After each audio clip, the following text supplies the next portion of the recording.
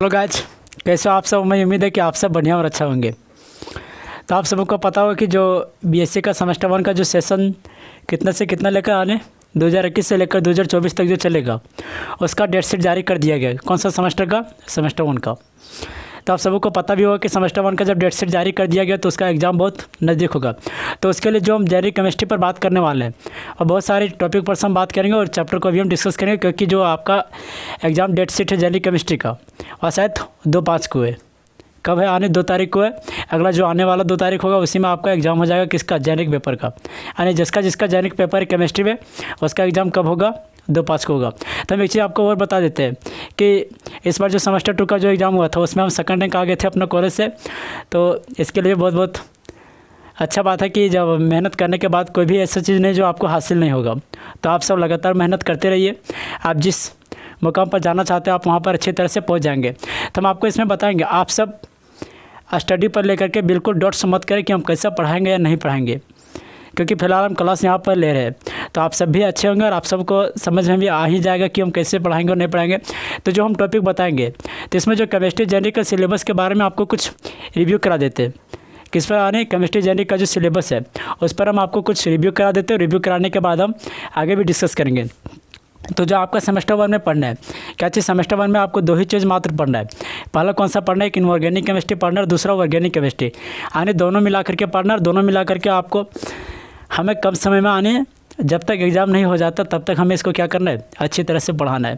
तो इसमें आपको रिव्यू करा देता हूँ। मात्र 2-3 चैप्टर, ज़्यादा कुछ पढ़ना है नहीं, ज़्यादा कुछ नहीं पढ़ना। तो आपको 2-3 चैप्टर अच्छी तरह से समझ में आ ही जाएगा। तो चलो हम सबसे पहले इसका कुछ रिव्यू करा देते हैं। यदि इसमें बात कर लेते हैं केमिस्ट्री का, यानी जेनरिक पेपर का। तो आपको जेनरिक पेपर में 2 भागों में बांट दिया गया है। इसमें कुछ इसमें रिव्यू करा देते हैं ताकि आपको पता भी चल जाए कि कौन सा टॉपिक और कैसे कौन सा चैप्टर्स रहेंगे। पहला जो यदि हम बात करते हैं, पहला कौन सा रहेगा? इनऑर्गेनिक केमिस्ट्री से। Inorganic chemistry. और दूसरा कौन सा रहेगा? ऑर्गेनिक। पहला कौन सा रहेगा? पहला इनऑर्गेनिक रहेगा, दूसरा ऑर्गेनिक रहेगा। यानी इसमें यदि हम बात कर लेते हैं चैप्टर्स का, तो पहला कौन सा चैप्टर हो जाएगा? कौन सा हो जाएगा? यदि आप सिलेबस पहले से पढ़े होंगे, क्या चीज़? यदि आप सिलेबस पहले से पढ़े होंगे तो आपको पता होगा कि कौन सा चैप्टर है। इनऑर्गेनिक में पहला हो जाता है कौन सा?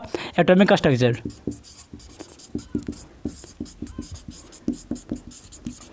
पहला एटॉमिक स्ट्रक्चर और दूसरा केमिकल बॉन्डिंग।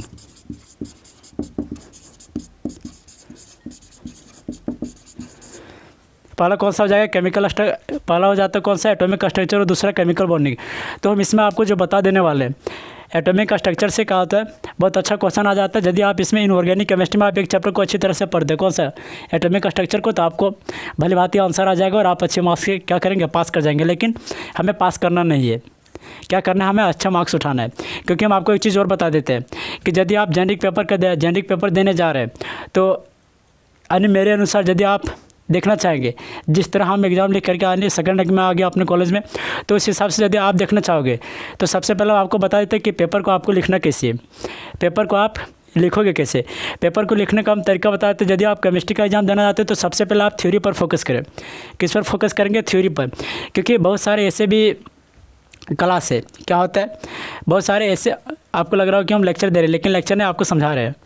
बहुत सारे ऐसे क्लास है जहाँ पर आपको पढ़ा दिए जाएंगे लेकिन थ्योरी बहुत कम बताता है। यानी कम बताने के कारण यह होता है कि वहाँ पे थ्योरी ज़्यादा लिखाया नहीं जाता है।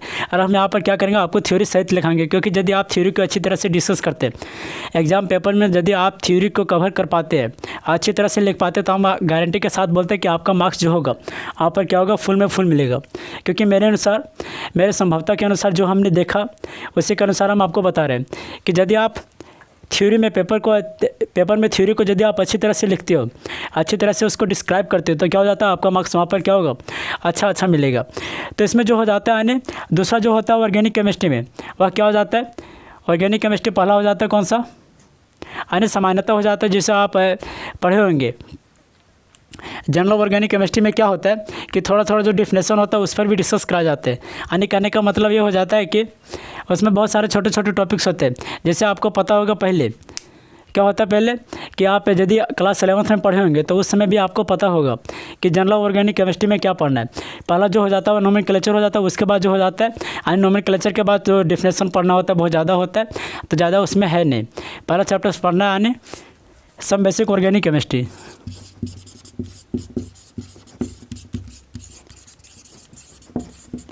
सम बेसिक ऑर्गेनिक केमिस्ट्री। दूसरा क्या पढ़ना है, दूसरा इसमें क्या पढ़ना है, स्टीरियो केमिस्ट्री।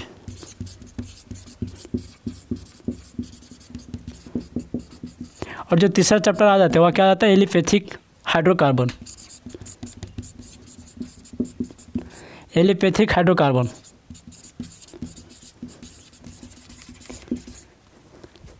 एलिपैथिक हाइड्रोकार्बन यानी यदि मैं इसमें बात कर लेता हूँ आपको सम बेसिक ऑर्गेनिक केमिस्ट्री में, तो सम बेसिक ऑर्गेनिक केमिस्ट्री में आपको क्या क्या पढ़ना है।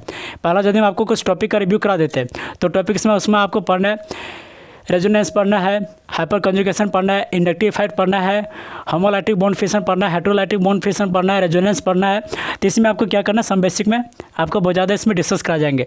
तो सबसे पहले हम आपको जो पढ़ाने वाले सबसे पहले जो हम आपको पढ़ाने वाले हैं वो कब क्या चीज़ कहाँ से स्टार्ट करेंगे, ऑर्गेनिक केमिस्ट्री से स्टार्ट करेंगे।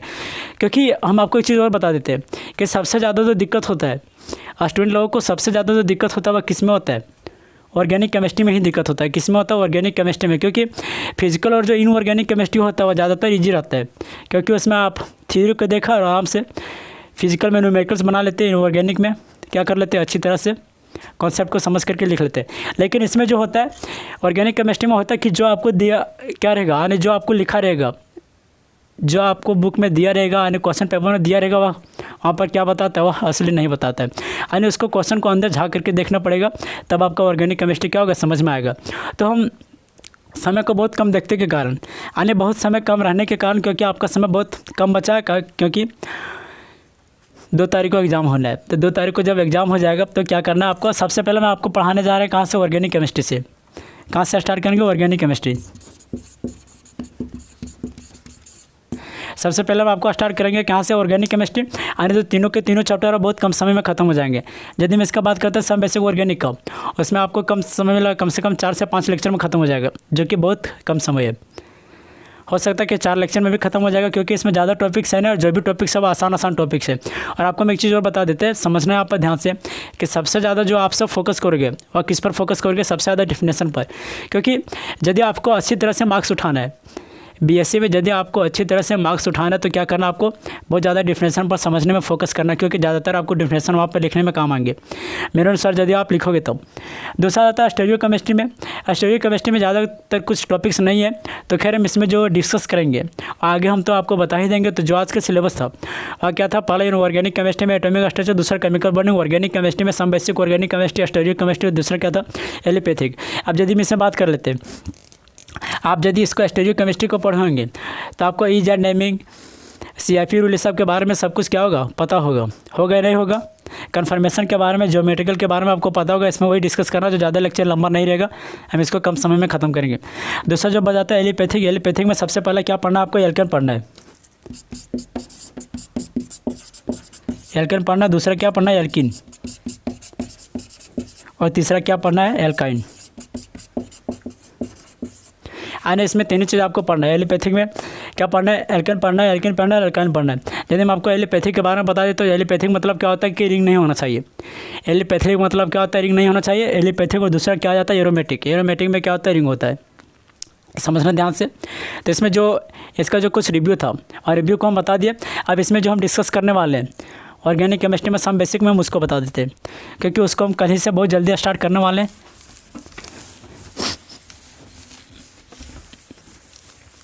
क्योंकि बहुत कम समय बचा। और हमको एक चीज़ हम आपको और बता देते हैं कि इसमें जितना भी सारा इंपॉर्टेंट क्वेश्चन रहेगा, जैसे चैप्टर खत्म होगा हम उसको क्या करेंगे, इंपॉर्टेंस क्वेश्चन पर भी बांट देंगे। क्योंकि बहुत सारे ऐसे स्टूडेंट होते हैं जो चैप्टर पढ़ने के बाद भी समझ में नहीं आता है, तो आप सब उसके लिए इंपॉर्टेंट क्वेश्चन पर भी हम डिस्कस करा देंगे, जो आपका एग्जाम में हर हाल में आएगा। गारंटी के साथ बोलते हैं कि एग्ज़ाम में आपका, गारंटी के साथ हम बोल रहे हैं कि एग्ज़ाम में आएगा। पहले हम यदि हम इसमें बात करेंगे तो इसमें जो टॉपिक पढ़ेंगे किसमें, पहला ऑर्गेनिक केमिस्ट्री का पहला टॉपिक यानी सम बेसिक ऑर्गेनिक केमिस्ट्री में जो हम डिस्कस करेंगे वह क्या रहेगा, इंडक्टिव इफेक्ट। Inductive effect. दूसरा क्या हो जाएगा, इलेक्ट्रोमेरिक इफेक्ट। Electromeric effect. तीसरा यदि हम बात करते हैं तो क्या हो जाएगा, hyper conjugation.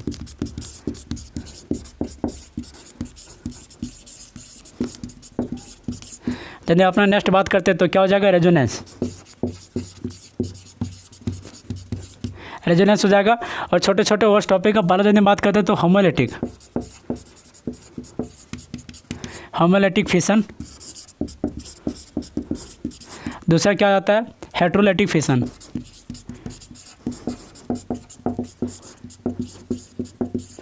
Homolytic fission, हेट्रोलेटिक fission, इसमें यदि हम जो जितना भी सारा पॉइंट्स होते हैं उस पर फिर इसका जो होता है क्या चीज़, समवेशी का क्या पढ़ना है, फिजिकल प्रॉपर्टी यानी फिजिकल इफेक्ट।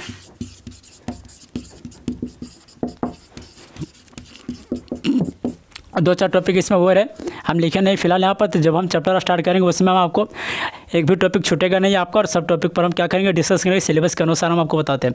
एक चीज़ और बताते हैं कि आपको जो सिलेबस में दिया होगा फिजिकल इफेक्ट सबसे पहले दिया होगा। जब आप सिलेबस पढ़े होंगे तो आपको सिलेबस में सबसे पहले फिजिकल इफेक्ट दिया होगा। फिजिकल इफेक्ट करने का मतलब होता है कि जो आप ऑर्गेनिक केमिस्ट्री पढ़ते हो उसमें फिजिकल का यूज़ क्या होता है और केमिकल में यूज़ क्या होता है, उसी के बारे में आपको फिजिकल इफेक्ट में क्या करना पड़ना है। तो क्या यदि आपको आज का लेक्चर समझ में आया होगा तो आप हमारे साथ बने रहो, हो सकता है कि हम शायद ऑफलाइन क्लास पर भी आएंगे, वहाँ पर भी हम क्या करेंगे, डिस्कस करेंगे। तो आपसे हमारे बीच में बने रहे। और एक चीज़ आप भूलें नहीं, एक चीज़ आप क्या नहीं भूलें कि आपको जो जेनिक में पढ़ाया जाएगा वो बहुत ज़्यादा इंपॉर्टेंट रहेगा। बहुत ज़्यादा इंपॉर्टेंट यहाँ इसलिए रहेगा कि आप सब जो भी ऑनर्स पेपर होगा आपका, जूलॉजी होगा और फिर बॉटनी होगा, तो उसके साथ में क्या होता है, केमिस्ट्री में जेनिक रहता है। केमिस्ट्री में जेनिक रहने के साथ हम आपको बता दें कि पेपर कैसे लिखना है। पेपर लिखने का तरीका वही होता है कि आप सब क्वेश्चन को छोड़े नहीं। दूसरा यदि हम बात करते हैं तो आप सब क्वेश्चन को अच्छी तरह से पढ़ें और उसको डिफिनेशन के सहायता से लिखने का प्रयास करें, क्योंकि यदि आप विनोबा भावे यूनिवर्सिटी का एग्ज़ाम देने जाएंगे, यानी सेमेस्टर वाइज का जब एग्ज़ाम देंगे, तो उसमें आपको सबसे ज़्यादा क्या होता है, थ्योरी माइंड करता है। क्या करता है, थ्योरी जो होता है बहुत ज़्यादा मान्यता रहता है। तो आप सब हमारे बीच में बने रहो, और इसके साथ में हम अब